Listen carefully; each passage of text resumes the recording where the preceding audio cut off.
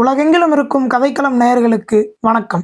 உலகம் முழுவதும் ஆமா நீங்க அதை பாத்தீங்க.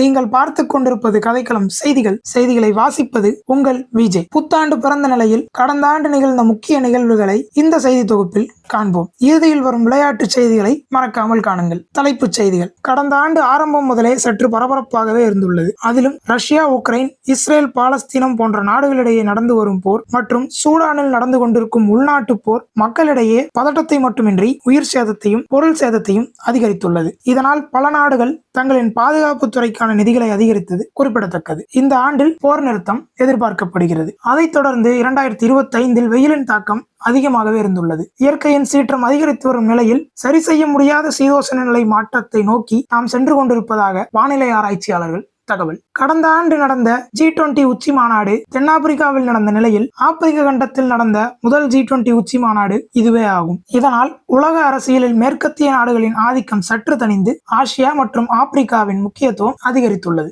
அண்டார்டிகாவில் நடந்த ஆராய்ச்சியில் பல கோடி வருடங்களுக்கு முன்பிருந்த சீதோஷ நிலைக்கான தகவல்கள் கண்டறியப்பட்டுள்ளது. தலைப்புச் செய்திகள் முடிவடைந்த நிலையில் அடுத்ததாக விளையாட்டுச் செய்திகள். கடந்த ஆண்டு தொடக்கத்தில் தொடர்ச்சியாக காணொலிகள் பதிவிடுவதாக கூறிய பிரபல யூடியூப் சேனல் கதைக்களத்தின் நிறுவனர் விஜய் இந்த ஆண்டும் வெறும் 10 காணொலிகள் மட்டுமே பதிவிட்டுள்ளார். ரசிகர்களின் கடும் விமர்சனத்தை தொடர்ந்து இந்த ஆண்டு தொடர்ச்சியாக காணொலிகள் பதிவிட முயற்சிப்பதாக தகவல். இத்துடன் விளையாட்டுச் செய்திகள் முடிவடைந்தது. மேலும் செய்திகளுக்கு நமது கதைக்களம் சேனலை சப்ஸ்கிரைப் செய்து இணைந்திருங்கள். அதுவரை உங்களிடமிருந்து விடைபெறுவது உங்கள் விஜய். நன்றி.